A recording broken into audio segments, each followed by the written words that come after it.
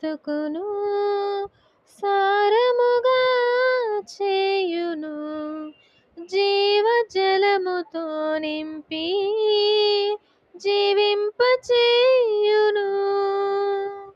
ఆకు వాడక ఫలమిచ్చునట్లు సమృద్ధితో నింపును.